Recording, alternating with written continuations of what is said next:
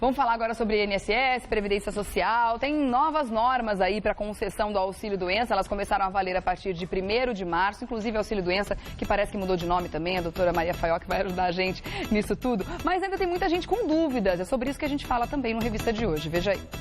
O auxílio-doença é um benefício da Previdência Social concedido ao segurado do INSS que fica impedido de trabalhar, sendo o perito médico que irá determinar o tempo que o trabalhador ficará afastado recebendo o benefício.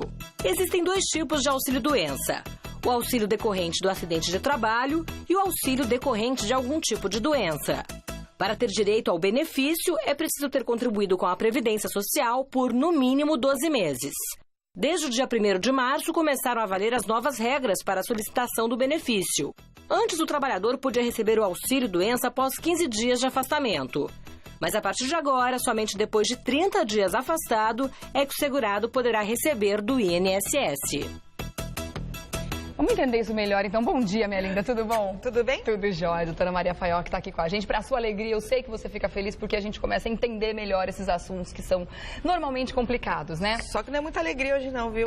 Hoje tem notícias meio chatinhas. A começar com essa que a gente acabou de falar agora no VT, que não são mais 15 dias de afastamento, e sim 30 dias para pedir o auxílio-doença, né? No meu entender, isso aí é um tremendo erro, Rê. Por quê? 30 dias vai onerar quem? Vai onerar o patrão. O empregador, eu ia justamente perguntar isso. Quem é que paga essa conta? O empregador. Porque antes o empregador pagava o quê? 15 dias, os 15 primeiros dias era o empregador. Depois, agora mudaram para 30 dias. Aí o que acontece? Você imagina o coitado lá do empresário que já está todo arrochado, cheio de impostos, cheio de despesas, né? Com essa crise que a gente está vivendo. Já mudaram e tudo aquela mais. tabela e tudo mais. Exato. Aí o coitado que antes já tinha que arcar com 15, vai ter que arcar com 30. Aí o pessoal de casa fala, ai, como a doutora é boazinha, né? Tá com dó do empresário. Gente, é o empresário que dá o sustento para o trabalhador, é ele que dá o emprego, é ele que gera economia, né? Que ajuda a gente já sabe como a gerar... é difícil manter um empregado dentro da lei, com tudo certinho. O que vai acontecer? Pode gerar desemprego, porque às vezes o patrão, né, o empresário, ele não vai conseguir, por exemplo, manter por muito tempo essa situação. Imagina você arcar 30 dias com o salário de um funcionário doente que está afastado e você tem que repor esse funcionário, você tem que colocar um outro, né, ali de step. Que também gera custos. Que vai gerar custos, né? E para quê? Se a gente já paga os impostos, a gente já paga a Seguridade Social, que é justamente para socorrer, né, o trabalhador neste momento de doença, e agora transferiu isso para o patrão, né? Essa conta para o patrão. E por que disso? Né? Porque sabem que a média aí desses afastamentos é justamente esses 30 dias. Então isso vai desonerar a folha da Previdência Social. E a Previdência informou quanto de economia eles vão fazer nesse aspecto não, mas eles estão estimando muita economia. Só que economizar para a Previdência significa onerar, né, o setor privado, que vai ter que pagar por essa conta. E pagando por essa conta, pode gerar o quê? Desemprego, né? Aumento de custos em tudo. Retrocesso da economia, então é complicado, né? Só esse ponto aí já é um ponto extremamente polêmico. Isso pode aumentar o custo, porque é claro que o empregador vai precisar repassar esse custo porque ele está produzindo. Exatamente, né? As pessoas falam, isso não vai fazer efeito. Faz sim. Faz. Na roupa que você veste, na comida que você compra, né? No serviço que você está buscando no mercado, tudo isso vai refletir. E isso não tem o que fazer, quer dizer, está decidido, já está valendo, inclusive, já cada um que se vire para se adequar, como está valendo aí por medida provisória, pode ser que o Congresso venha a caçar isso daí, né? Como aconteceu em 2005, com uma medida provisória também, mais ou menos nesse sentido, não tão pior como essa, era menos pior, né? A gente pode ver, menos dura, então conseguiram, foi caçada. Então, assim, pode ser que as coisas voltem ao que eram, mas a gente não deve contar muito com isso, né? A gente tem que contar com a realidade. A realidade hoje é essa. E falando em auxílio-doença, deram um nome mais bonitinho ou diferente para ele agora? Me conta essa história. Então, né, assim, na verdade, isso aí é desculpa a palavra, meio que idiotice, porque assim, se você entra na Previdência Social para agendar, já está lá escrito benefício por incapacidade, né? Então, hoje eles querem mudar o nome de auxílio-doença para benefício por incapacidade, porque eles acreditam que as pessoas vão aceitar. Benefício por incapacidade laboral. E nome, sobrenome, desse tamanho, né? O que eles acreditam? Eles acreditam que mudando o nome, as pessoas vão ficar mais conformadas com as altas da Previdência, e não é por aí. A gente pensar. Mas acontece mesmo essa confusão na cabeça do trabalhador de achar que, por exemplo, uma gripe vai fazer com que ele receba auxílio-doença? Não, isso é exagero. Isso é exagero. Qualquer um sabe que tem uma diferença muito grande de você estar doente e você estar incapacitado para trabalhar. Aquilo que você falou, eu tenho uma gripe, se for uma gripe muito forte, pode ser que um dia eu precise ficar de cama, mas não significa que no segundo dia, que eu ainda continuo um pouco gripado, que eu não possa ir trabalhar. Então, assim, eu acho que está tendo um pouco de drama do próprio governo em querer, não, vamos mudar o nome que as pessoas vão aceitar melhor. Não, o que as pessoas não estão aceitando são essas altas indiscriminadas, né? A falta de um atendimento adequado, a falta de informação. Muito melhor seria que ao invés de você mudar, por exemplo, o nome, né, de auxílio-doença por benefício por incapacidade laborativa, que o perito explicasse para a pessoa, olha, eu estou te dando alta porque você está realmente doente, mas a sua doença não impede que você trabalhe, claro. né? Porque as pessoas sabem que a doença em si, ela não dá afastamento. O que dá afastamento é a incapacidade para o trabalho. É aquilo que uma vez eu falei isso daqui já, eu brinquei. Eu sou doente, todo mundo é doente. Eu, por exemplo, eu tenho miopia, não enxergo direito. Isso é uma doença, concorda comigo que é uma doença? Agora me impede de trabalhar? Não. Muita gente tem doença, às vezes tem um problema cardíaco, que tem as suas restrições, mas trabalha. Às vezes a pessoa tem um problema ortopédico. Alta, sei lá, exato, toma só que o quê? Ela toma remédio, ela não deixa de ser doente. Ela não deixa de ser doente. Ela não é incapaz para o trabalho. Então, assim, o trabalhador sabe disso. O que o trabalhador vem reclamando ao longo de muitos anos é o quê? São essas altas indevidas, né? A negativa da Previdência Social, em alguns casos, onde a pessoa realmente está ali incapacitada para o trabalho e a Previdência insiste em dar alta. Então, eu não acredito que uma mudança de nome vá trazer aí um melhor entendimento para a população, ou como até disseram na matéria, né? Vai diminuir a violência. O que diminuiria a violência seria um bom tratamento com o segurado, seria mais informação. Isso sim diminuiria. Tá certo. Bom, tem perguntas para você de pessoas nas ruas também. Vamos lá. Primeira pergunta para a doutora Maria Faiocchi. Meu nome é Henrique. O aposentado que ainda trabalha pode requerer o auxílio-doença? Em que situações isso é possível? Então, o trabalhador, né, o aposentado que está na ativa, está contribuindo e recebe sua aposentadoria, se ele ficar doente, ele não recebe auxílio-doença. Isso tem que ficar bem claro. Eu também acho injusto, porque se ele paga o INSS, se ele contribui, o correto seria ele receber. Mas, infelizmente, a nossa lei não permite isso. Então, algumas pessoas entraram na justiça e até ganharam o direito de receber o auxílio-doença. Então, hoje, a única saída para esse aposentado que trabalha e ficou doente é a justiça, porque o INSS realmente não paga. Tá bom, vamos ver a pergunta da Sônia para você agora. Oi, meu nome é Sônia. Depois de quanto tempo o trabalhador que solicitou auxílio-doença pode se aposentar? Não existe tempo, isso é mito. A gente podia fazer um mito e verdades, né? Porque vamos fazer mito e verdades, porque as pessoas ficam, né? É mito, é lenda urbana. A pessoa acha que, por exemplo, ficou 2, 3 anos em auxílio-doença, que ela vai ter direito de se aposentar automaticamente. Não, gente.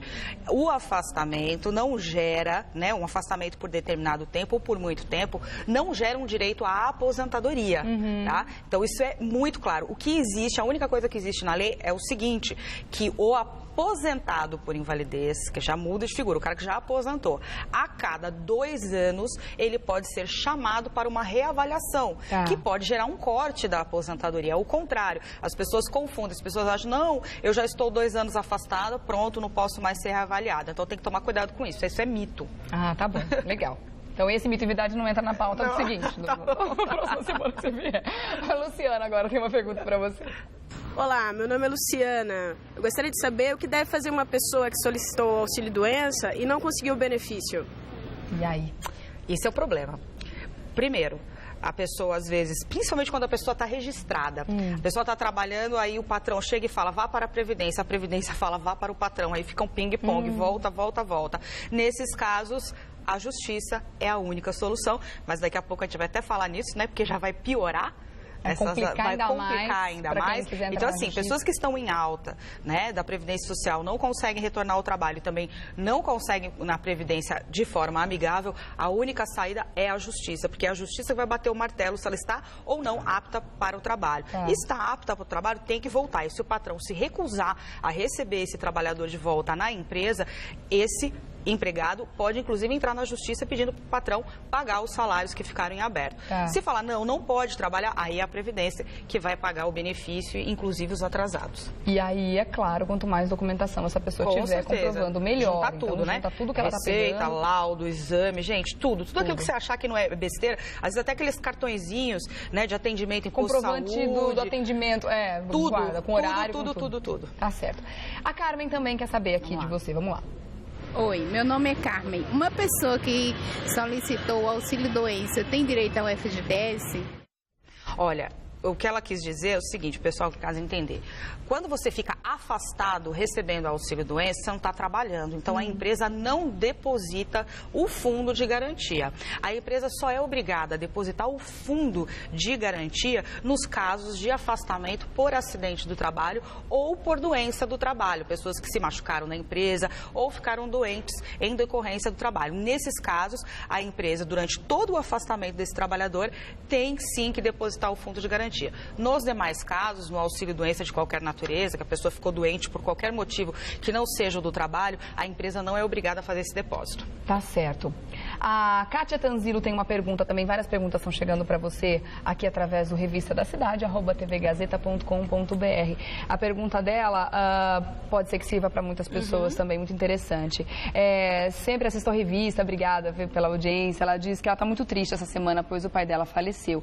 E ela gostaria de saber sobre o benefício dele. A mãe dela tem Alzheimer e ela está perdida sem saber o que fazer. Como é que ela faz? E se ela tem esse direito de transferir o benefício do pai para a mãe dela? Tem. Que tá Se doente. o pai receber uma aposentadoria, a mãe vai ter direito, sim, de receber a pensão por morte. Lembrando que a regra mudou, né, gente? A partir de 1º de março, as pensionistas não ganham mais 100% do valor da pensão, o que eu acredito ser um grande absurdo, também uma forma de economizar para a Previdência. Então, a mãe da telespectadora, infelizmente, vai receber só 50% do valor do benefício, mais 10% para o caso dela ser dependente. Então, ela vai receber 60%, que é uma tristeza, né? Você imagina uma pessoa que tem Alzheimer, precisa aí de um acompanhamento, com certeza tem que ter um cuidador, né? Um empregado para ajudar, ou até mesmo um filho parar de trabalhar para cuidar dessa mãe, e ainda ela vai receber menos, né, do valor do benefício do marido, que acabava custeando essa família. Então, é muito triste, mas infelizmente pela regra nova,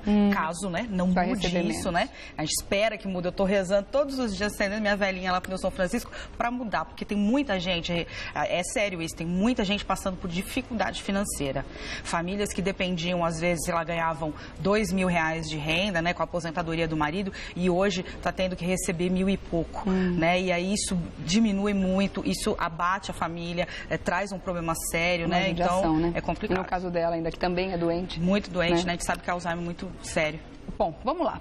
A gente sabe que para pedir o auxílio-doença, a pessoa vai precisar passar por uma perícia e tudo mais, e aí ninguém melhor do que o próprio perito para ajudar a gente nessas dúvidas, né? O Revista da Cidade ouviu o doutor Alcídio Salvato Filho, ele é médico do trabalho, para saber o que o trabalhador deve providenciar na hora de solicitar o auxílio-doença. Veja aí. Normalmente, quando a pessoa vai para a perícia médica, na hora da perícia, ele apresenta para o perito tudo que ele tiver relativo àquela doença, o máximo possível, que é para dar um embasamento para o perito dar a decisão. O que normalmente a gente aconselha? É ele levar o laudo médico dizendo qual é a doença que ele tem, se possível, relatório de tratamentos que ele faz, os exames que ele realizou, o máximo possível, receitas, enfim, todo o material que ele tem relativo àquela doença. O laudo médico, na verdade, é um relatório que o seu médico, o médico que está fazendo o seu tratamento, ele vai emitir, em que consta desde quando você apresenta essa doença, qual é a doença que você tem, qual é a perspectiva de melhora, qual é o tratamento que você está fazendo, a medicação, o resultado dos exames, quer dizer, o médico ele costuma colocar tudo aquilo relacionado a essa doença em questão, que é para auxiliar o perito da INSS a dar o laudo dele, a solução dele. Muito obrigada, doutor Alcídio Salvato Filho, médico do trabalho, que ajudou a gente a esclarecer mais umas dúvidas aí. Rapidinho aqui, dúvida de empresário também, olha só, Sheila Santos. Devo pagar pensão de um funcionário que está afastado por doença? Então, pela regra nova, né, os 30 primeiros dias, ela tem sim que pagar todo esse tempo de afastamento. Vai ter que tirar do próprio bolso o salário normal, tá? Dos 30 dias. Do 31º dia em diante, ela deve encaminhar esse funcionário para a Previdência Social e aí ele vai ser avaliado pela Previdência Social e vai ser verificado se ele vai ou não receber o benefício por incapacidade laborativa. Vamos até começar a falar assim. Porque a gente continua falando auxílio-doença, mas enfim, é como a gente está acostumado. Não vai mudar muito, todo mundo vai falar. Incapacidade laborativa, tá bom. Agora vamos falar então sobre aquele outro assunto, que também é um assunto espinhoso, que vai endurecer com as pessoas que estão entrando na justiça para conseguir receber os benefícios, auxílio-doença e tudo mais. Quer dizer que agora, só o perito indicado pelo juiz, só ele não vale. Não vai valer. Segundo a Previdência Social. Eu quero ver a briga que isso vai dar, porque eu estava até lendo os comentários aí, né, do Ministério da Previdência, do Instituto Nacional do Seguro Social, meio que desqualificando o trabalho dos peritos judiciais. Indicados pelo juiz. Exato, porque assim, a gente tem que entender uma coisa, quando uma pessoa procura a justiça para reparar um erro, né, chegar e falar assim, olha, o INSS está me prejudicando, eu estou incapacitado, eu preciso do benefício. O que o juiz faz? O juiz nomeia um perito capacitado, especialista na doença daquela pessoa e principalmente de confiança do juiz. É uma pessoa que é nomeada pelo juiz, não é qualquer pessoa. O juiz não pega uma pessoa na rua e fala, vem aqui, ó, fazer uma análise. Não, aquilo tem uma indicação, aquela pessoa tem um histórico, tem uma formação, é uma pessoa muito séria, né? E estão colocando isso em xeque.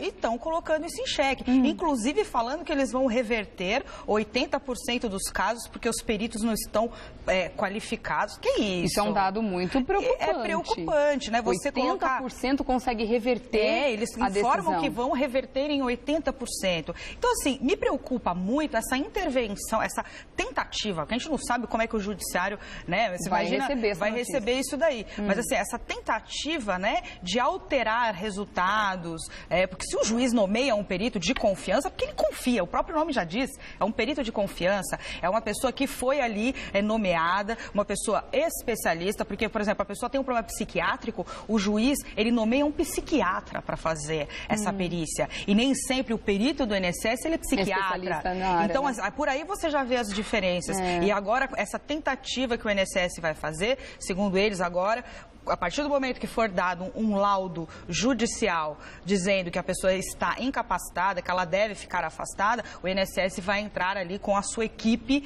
de peritos para desqualificar tudo isso. E aí eles informam também que isso vai diminuir o tempo, né, dos processos judiciais. Muito pelo contrário, gente, isso é mentira, não vai diminuir nada. Que aquilo que a gente estava até conversando. Estava conversando na maquiagem como se eles quisessem agilizar. Só que não, existe recurso ainda. Vai acontecer o pior, porque eles vão ficar impugnando, recorrendo, aí que os processos vão ficar mais demorados. Então, assim, né, nota 0 para essa notícia. Para essa medida, realmente é uma medida que vai complicar a vida de todo mundo. E para eles é muito esquisito a Previdência agir como se os juízes estivessem contra eles. É uma coisa meio estranha, assim, né? Totalmente estranho. Então, querendo, acho que isso é desespero já, né? Quer economizar tanto, já tá demais, hein, gente? Cortando todo lado.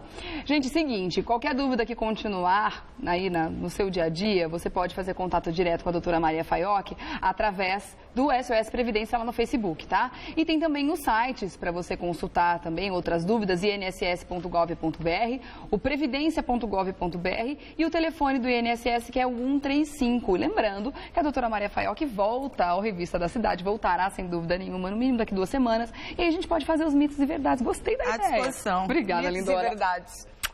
Vai ter um monte de mito e Nossa, vai ser sucesso, vai bombar de e-mail também. Beijo, lindona. Tchau. Até.